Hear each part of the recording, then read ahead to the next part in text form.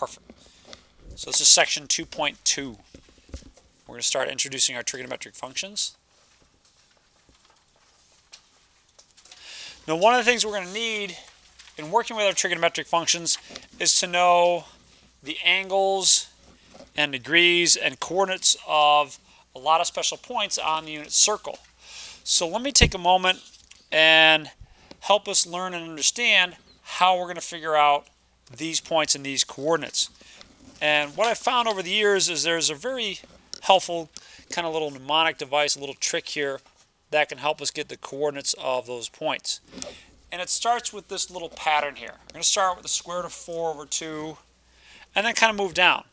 Square root of 3 over 2. What will be the next one if I keep on moving in this pattern? Square root of 2 over 2. Let's keep going. Square root of 1 over 2. Anything else? What will be the last one in this series? Square root of 0 over 2. Now, 3 of the 5 of these things will reduce. 0 over anything is still 0. Square root of 1 is 1. So that's 1/2. The middle one here doesn't reduce, nor does square root of 3 over 2 reduce. But how about square root of 4 over 2? What could I replace that with? A 1. Now those 5 numbers are going to get an awful lot of work done for us. And deriving these things is going to help us fill in the unit circle. When we work with our angles in this class and our trigonometric values, a lot of times they're going to want exact answers. Stuff like this. I'm going to want square root of 3 over 2. I don't want 0.866. Square root of 2 over 2, not 0.707. So how does that work here? How does that fit in? Well, those numbers, let me maybe copy them down at the top here for us. 1, square root of 3 over 2, square root of 2 over 2, 1/2, and 0 are going to help us fill in the coordinates of our points on the unit circle. So we'll start with the x coordinates. I'll start here with a 1. And then as I move up here, square root of 3 over 2, and square root of 2 over 2, and 1 over 2, and finally 0. So those are your x coordinates of your points on the unit circle. How about the y coordinates? Well, the y coordinates, we're going to play that pattern going down, starting up here from 90, 0 and 1, 1/2, and square root of 3 over 2. At 45 degrees, this line y equals x, you can see that y equals x. The x and y coordinates are the same. And all the way back down. So those first 5 points should help you get everything you need off the unit circle. What do I mean by that? What if I had a point over here? And before I point over here, let me throw in some angles here. This is 0 degrees, or 360. So 0 or 360. This one is 30 degrees. 45, 60, 90, and 120. Let me keep going. One of the ones I calculated earlier was 135 degrees. And then 150. Halfway around is 180. Now you should start to see some patterns here. Like if this is 30 degrees, 180 minus 30 degrees gives you 150. 180 plus 30 degrees gives you 210. These angles that are multiples of your 45 degree angle, 135, 225. They're all multiples of 45 degrees. The next one here is 240. Does anyone remember what straight down was? 270. Let's jump up here. This is 300 degrees. And then 315. And how about a new voice? Somebody I haven't heard from yet today? What would this angle be? A little bit less than 360 degrees. Go ahead. 330. Thank you. All right. Thanks, Brittany. All right. So those are all your angles in degrees. Now, I'm not going to fill in all your angles in terms of radians. You should know a few of these. That's 0 or 2 pi. Let's do a couple in the first quadrant. This one is pi over 6. Then pi over 4. Pi over 3. And pi over 2. You know what? I'll finish off the top half of the circle here for you. 2 pi over 3. We calculated that one earlier. 3 pi over 4. 5 pi over 6. And someone should be able to tell me this last one down here. Pi. All right. The rest of them, and there's not too many, is like 6, 7. I'm going to let you finish off at home. You should practice this because you need to know these things kind of backwards and forwards. But all I've given you is these 5 points. And I claim that's all I really need to give you. Because if I wanted this point right here, the x-coordinates at 2 pi over 3, well, all I have to do is look at this point over here. Now, when I move from this side of 90 degrees to this side, or to the right of the y-axis to the left of the y-axis, which coordinate is changing, your x or y coordinate? The x coordinate. And what happens to it when I move over to here? Negative. So that's negative 1/2, but the y coordinate is still the same. Same thing down here. Negative square root of 2 over 2 and root 2 over 2. So the y coordinate stays the same. The x coordinate becomes negative. And finally, negative root 3 over 2 and 1/2 and negative 1 and 0. What about if I wanted to get the x coordinate, or excuse me, the third quadrant? How am I going to find those angles?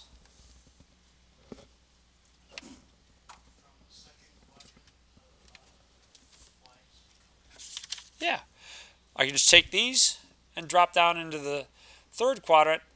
My y coordinates now are going to be negative. In fact, both coordinates, x and y, are going to be negative in this quadrant. So try and fill in the rest of the unit circle. Try and go all the way around and find these values, because this is stuff that you're going to have to do.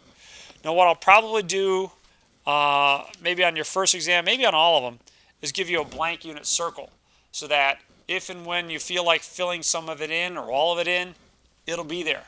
All right, but our trigonometric values quite often rely on knowing what these are, and it's really important that you get familiar and comfortable with those.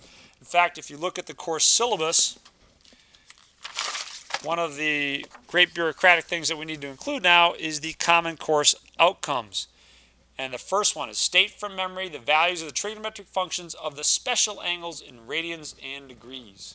So that's like the number one thing that you should be able to get out of this course, is to know some of these specific values. And I'll help you with tricks along the way. But take a moment and see if you can't fill in the rest of these. See what you come up with.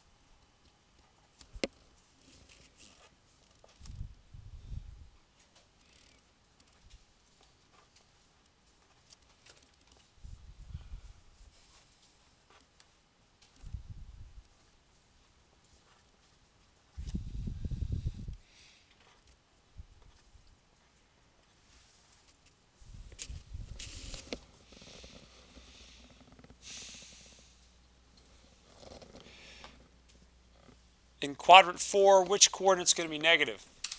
The x or y coordinate? the y-coordinate. All right, so you can do it a couple ways. You can move from the third quadrant over the fourth quadrant, make the x-coordinate positive, or you could drop down from the first quadrant and make the y-coordinate negative. Either way, you should be able to come up with these as your coordinates around the unit circle. Now those become important when we start working with our trigonometric functions.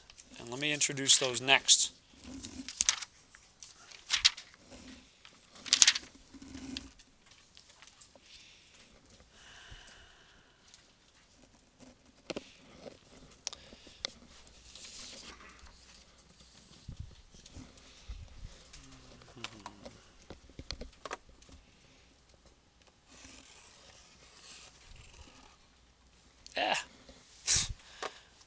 Got a little askew there. All right, close enough.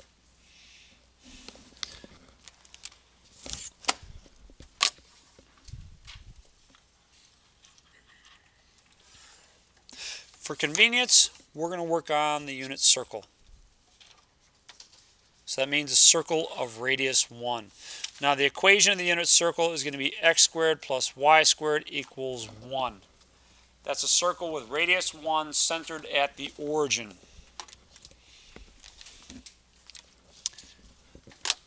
And let's picture an angle on this unit circle. Call it theta. And theta is going to have coordinates of x and y.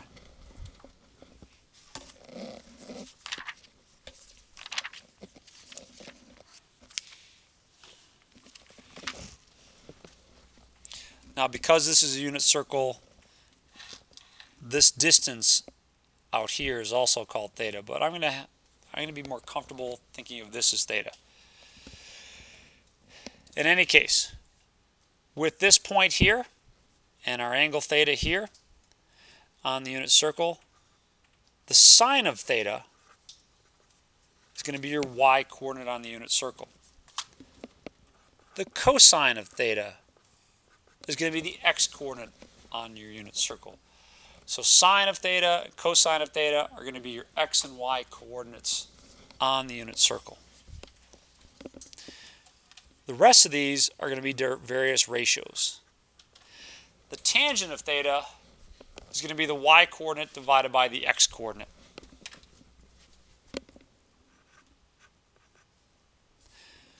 And then you're going to have the reciprocal functions.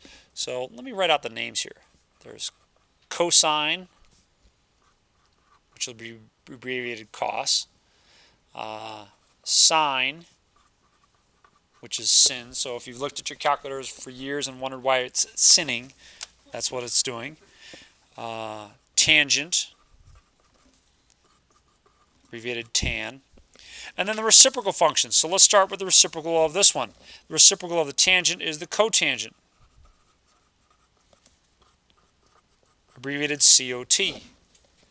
So the reciprocal there, the cotangent of theta, is going to be x divided by y. We have reciprocals of the sine. Reciprocal of sine is the co-secant. CSC is its abbreviation. So CSC of theta is going to be 1 over y. And finally, the secant of theta, SEC.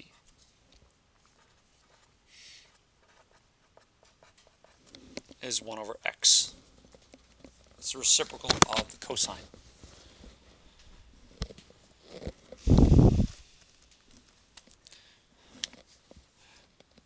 So with these values or with these definitions in mind, we're going to work problem number 14.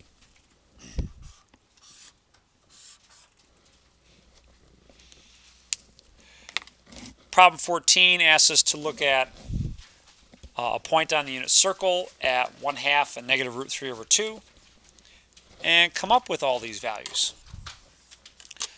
So let me just draw that point for us.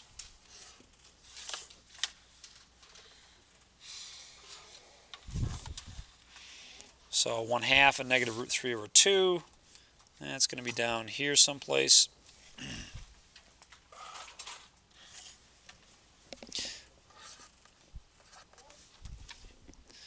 And let's see.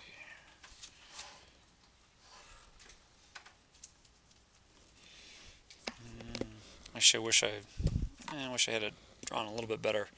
So we have some angle theta that puts us at a point here on the circle with coordinates of 1/2 and negative root 3 over 2. It doesn't matter exactly what this angle is, although I think it's 300 degrees.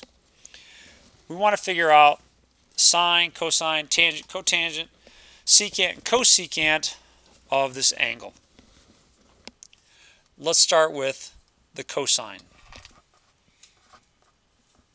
The cosine of this angle, cosine of theta, is going to be 1/2. It's just the x coordinate of that point. That's all it is.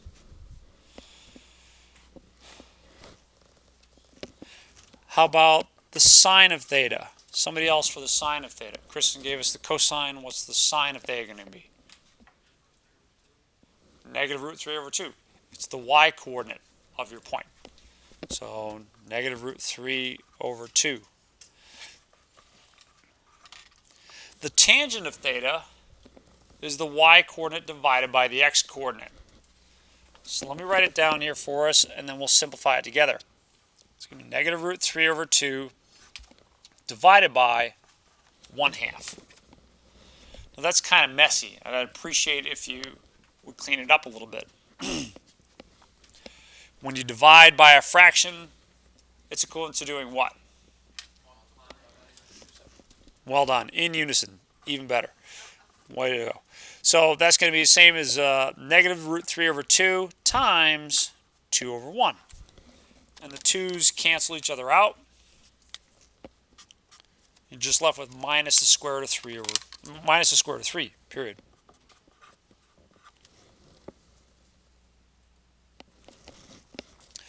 Let's keep going and finish this off. There's 3 more values that we need to get. Next one is we'll work on is the secant of theta. Now the secant of theta can be thought of in 2 ways. You can think of it as 1 over x, or you can think of it as the reciprocal of the cosine. Both of them work. In this case, it's probably really easy to think of it as the reciprocal of the cosine. What's the reciprocal of 1/2? 2. Now, if you did it a brute force approach as 1 over x, it'd be 1 divided by 1/2, and again, that's 2. So, okay. That's for secant. Cosecant is going to be a little bit messier. Cosecant of theta is going to be the reciprocal of this. Shane? Ooh, he even rationalized it. He's showing off. Good job. All right, so let's take a look at this. If you take its reciprocal, 1 over negative root 3 over 2, invert and multiply gives you negative 2 over square root of 3. I mean, that's not bad, but you might remember from your algebra that we're going to want that rationalized. Now, I'm not really, crazy about making you rationalize it, but when you check your answers in the back of the book, you're going to see that they're going to get rid of the radical in the denominator. So how does that work? Yeah, multiply by square root of 3 over square root of 3. Square root of 3 over square root of 3. That's going to give me the square root of 9 in the denominator, which is 3. And not much is going to happen in the numerator. So minus 2 root 3 over 3 for our final answer on that part. I'm not sure what I would do in terms of a test if I'm going to make you go all this way. You get extra credit. There's always the old thing about keep your instructor happy. All right, so that would certainly make me the happiest. But if I really want it rationalized, I'll try and remember to ask you or put it in the instructions that you need to rationalize this one. The last one that we need to take care of is the tangent. And let's just work it from here, or I said the tangent. We want the cotangent. So the cotangent of theta is going to be the reciprocal of this. So it's 1 over negative root 3. And if we didn't need to rationalize it, that'd be fine, but we are going to rationalize it. So try rationalizing it. See if you can't clean it up a little bit. I'll give you a second to do that for yourselves.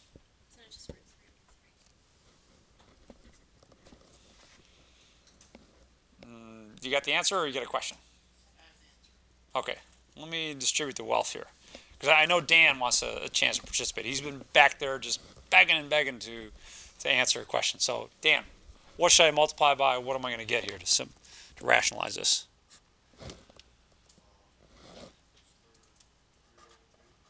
All right, so root 3 over root 3.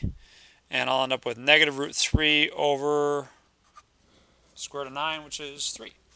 So there's your cotangent. So we've got all 6 values here. Thanks, Dan, and thanks, Shane.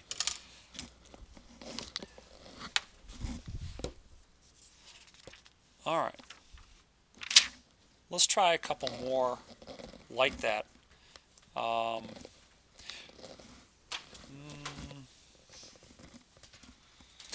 know what? Let me give you one that's not in the book. One that's going to work out pretty nice.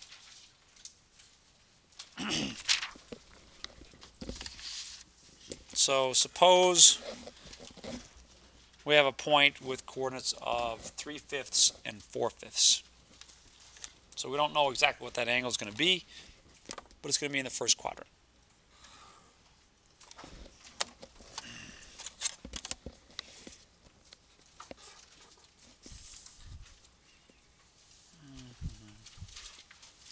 So somewhere up here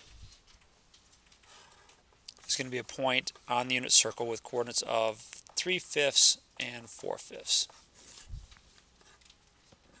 And I chose those because those are nice fractions. They don't have radicals in it. And what I want us to practice is calculating the cosine of theta, the sine of theta, the tangent of theta, and then across from these, I tend to do this, I'm going to put their reciprocals. What's the reciprocal of the cosine? Secant. So the secant of theta. How about the reciprocal of the sine? Cosecant. And then cotangent of theta. So try and calculate the sine, cosine, tangent, all 6 trigonometric functions for this one angle.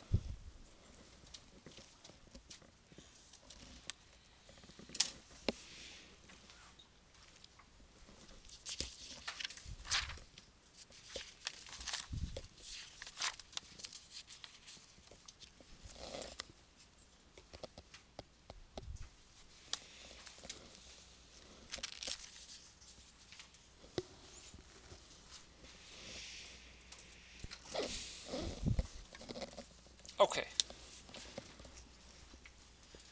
Let's start out with the first 2 because those are hopefully a little less challenging. Judy, maybe you can help us out. What's the cosine of theta going to be, please? Yeah, 3 over 5. Good. And is it Mavis? How about the sine? 4 over 5. Good, 4 over 5. Now when we find the ratio, and thank you ladies, the ratio of y over x, that's going to be, for the tangent, it's going to be 4/5 divided by 3/5. When you invert and multiply, the 5's are going to cancel each other out, right? In fact, you can kind of do it from right here if it's in your comfort zone. Let's cancel out the 5's there. You're left with 4/3. The rest of these should be, you know, pretty straightforward. Jamel, how about the secant of theta?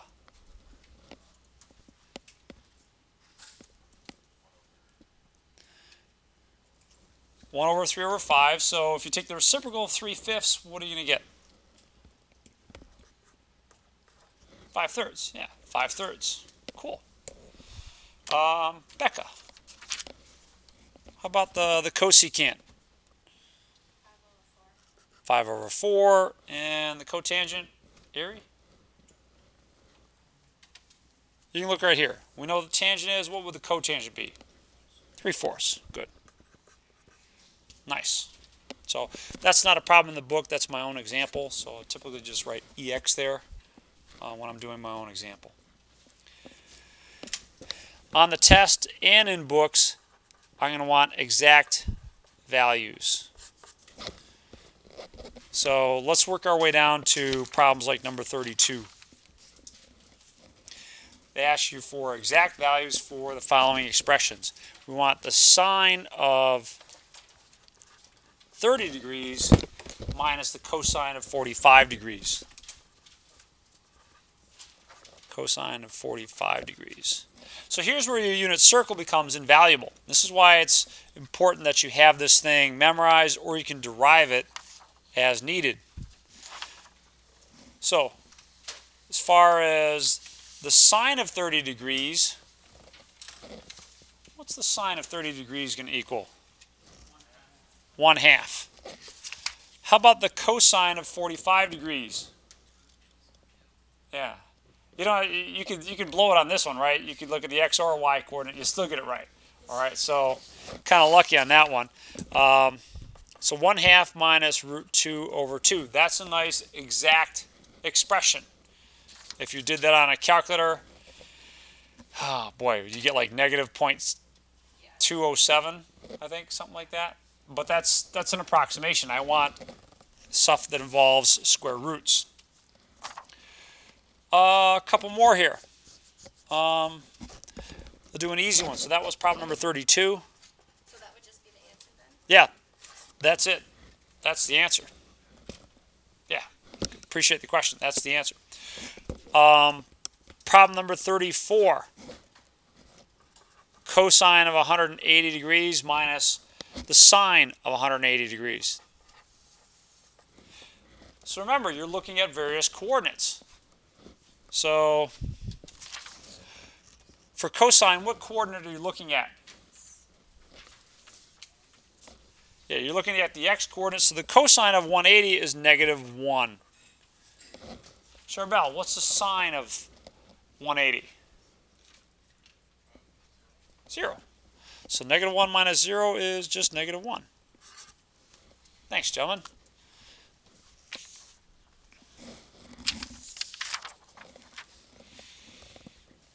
Let's do, let's see, which one is this one?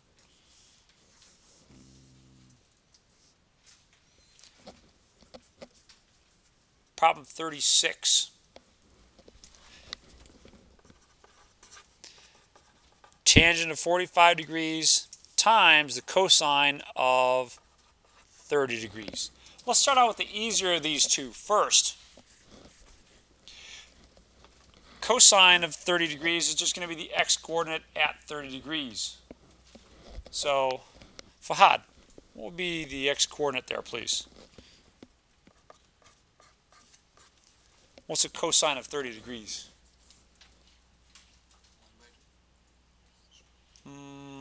X-coordinate.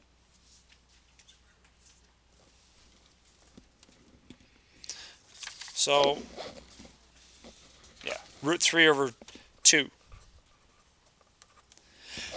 Now for the tangent, I need the x-coordinate divided by the y-coordinate. Now I pointed out just a minute ago something interesting at pi over 4. The x and y coordinate are the same. So what's going to happen when you divide y by x? What are you going to get? 1.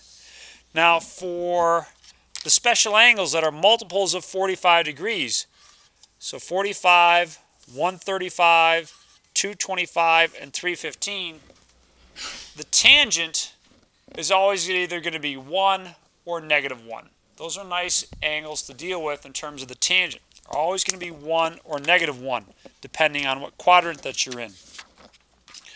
So 1 times root 3 over 2 is just root 3 over 2.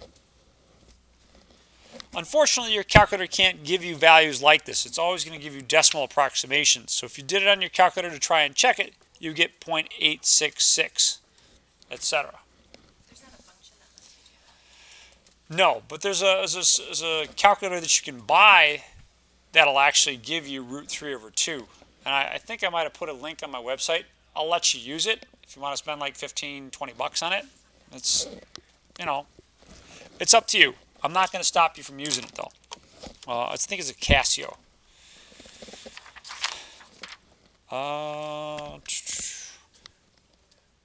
One last one. Like this, problem number 44.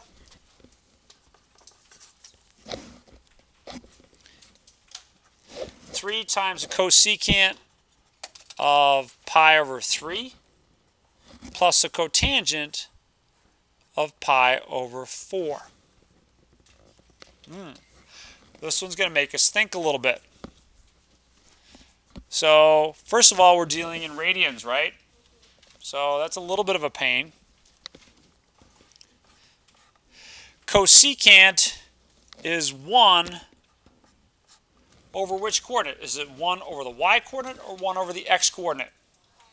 The y coordinate. So at pi over 3, which is 60 degrees, what's the y coordinate there? Square root of 3 over 2. So 1 divided by square root of 3 over 2. 3 times that.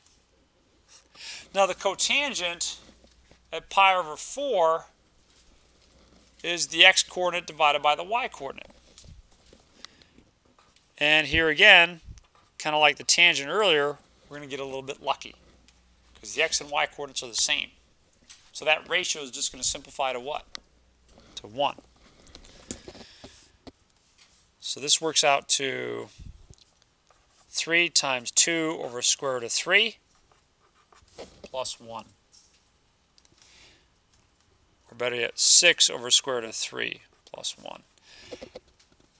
Chances are you're going to have to rationalize that if you want to check your answer in the back of the book or something like that. So I'll multiply by root 3 over root 3. 6 square roots of 3 over 9, square root of 9, or 3. 3 cancels into the 6 twice, so 2 square roots of 3 plus 1. Wow. Now that's a nice exact value. Question is, how could you check that if you really, really wanted to? If you wanted to check it on your calculator. So let's play around with that a little bit. And I think I'm going to take my time working our way back to checking that. I want to work on a couple simpler ones first. So, are we okay with this so far? We're going to first play around with working a few angles in degrees. We're working with some angles in degrees and finding their trigonometric values. And then we'll finish up with some stuff in radians.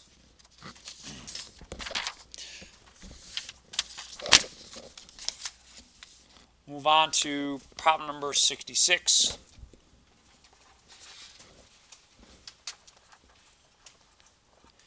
Cosine of 14 degrees. Now this is something that's outside of our typical range of angles. Yes, Derek?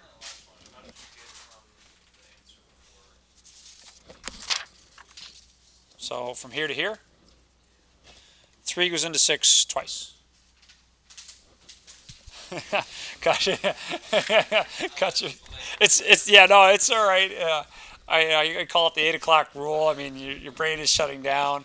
I mean, the average human attention span is like 10 minutes or so. I mean, on a good day. So you guys are doing good if you're still keeping up with me at this point. Cosine of 14 degrees. It's not one of our special angles. There's only a handful of special angles that you have to know.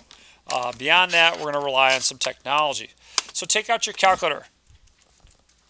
There's a setting that you're going to have to adjust first, and that is to change your mode to radians. Now, I'm not sure why it's not letting me zoom in. This is really kind of annoying, but I'm stuck. All right, so the mode key is right next to the second button. No, it's this camera. It's not zooming in. So go down to like the 4th line and move over to degrees and press the enter key. Now, if you've got an 84 instead of an 84 plus CE, it might be different, but you should be able to find a line that says radian and degree and select degree. Now, this is going to become kind of a pain for us throughout the semester. You're going to forget what mode you're in. The nice thing about the new calculators, especially the ones that I borrowed you, is that it shows you what mode you're in. You're in degree here. That's cool. That's a nice change that they brought about with the 84 Plus color edition. All right, so where's the cosine button? See that? It's right above the parenthesis. So hit the cosine of 14, and you should get the x-coordinate of your point on the unit circle. So about 0.9703. So about 0.9703. And that's it. That's the answer. I'm afraid there's nothing more to it than that. Now, if I had it in the wrong mode, if I accidentally had it in radian mode, look at what a difference it makes. 0.136. Boy, that's not even close, is it? So you really got to be careful what mode you're in.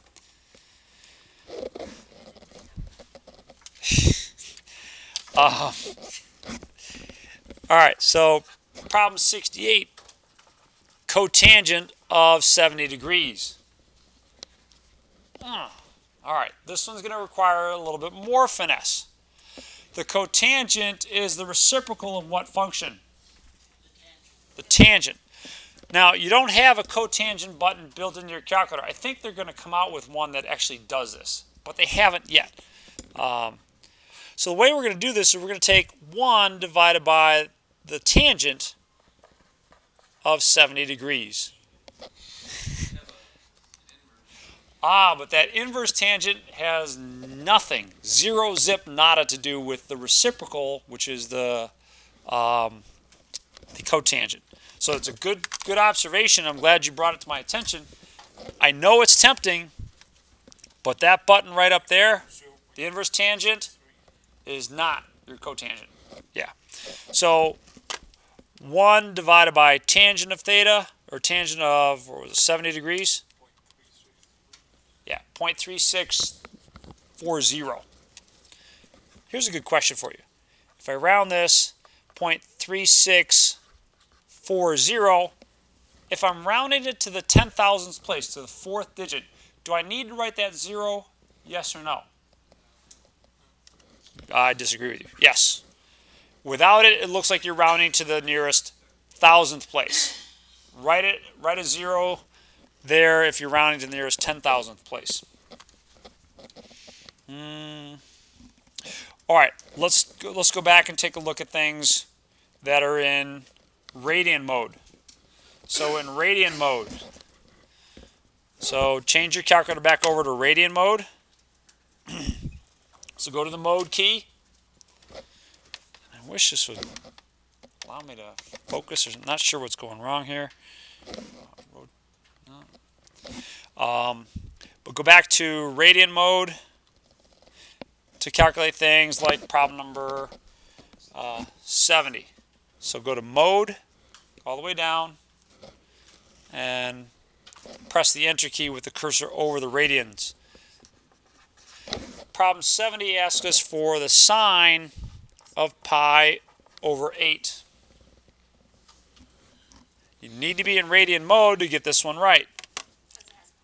Because it has pi in it. So it's understood to be in radians. If it was an angle in degrees, it would have the degree symbol.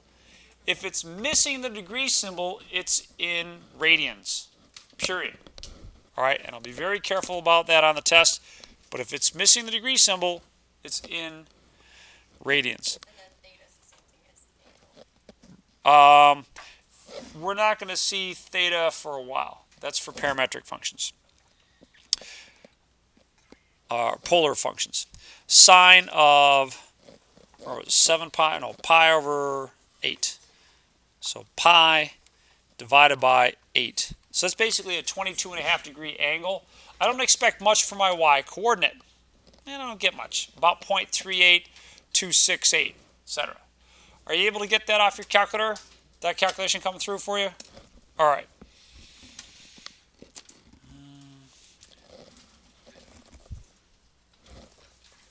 Got it? Okay. And let's finish up with problem number 78. No, not 78. I lied. 72. There you go. 72.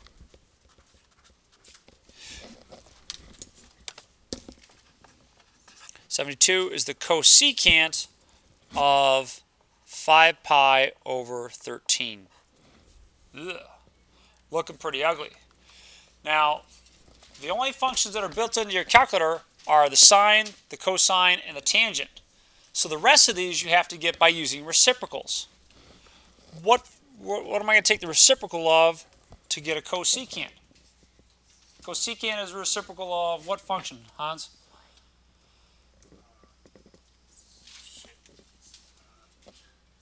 It's all right. It's still new stuff. Some help? Yeah, it's 1 over the sine. So this is equivalently 1 over the sine of 5 pi over 13. That's how you're going to have to calculate this thing on your calculator. So 1 divided by sine. And boy, this is so annoying that I can't zoom in here. There's some tricks I'd like to show you. Type in the 5, type in the pi, so second, and then the up arrow key, divided by 13. Let's see what we get. A little bit more than 1, right? 1.0695. 1.0695. Now these last few problems here should be, a couple easy examples of some problems and points you can earn on an exam. Just find these things. If you're struggling with this stuff, if you're like, oh, that went too fast, I'm sorry, I'm not good with a calculator, what are your options? What could you do?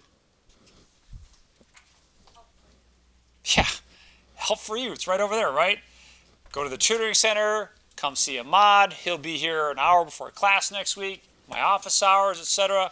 You can look at the videos that I'll be posting online. So there's a lot of help for you. But trying to be as clear as I can about what I expect. So if you don't understand something, there's nothing wrong with that. There's something wrong if you don't get help on it. Yes, sir. Yes, coming right up here. For homework, try 11 through 15. Don't worry. Charbel isn't like, bringing grief upon you that wouldn't come your way anyways. I was definitely going to get there. 11 through 15, 19 through 45, 49 through 53, 57, 61, and 67 through call it 75. There's a little bit more that I want to finish up next time, so we'll go over there. Keep in mind this is just the odds. That's for section, yeah, for the whole thing it's just the odds for section 2.2. Now if you don't mind, I do need to take attendance. It's required of me by law. So let me just run through that. As soon as you hear your name called, you can bolt. So some of you may have given me nicknames, but I've got your name as it appears on the roster. So you know what? Let me kill this real quick. Let's kill that.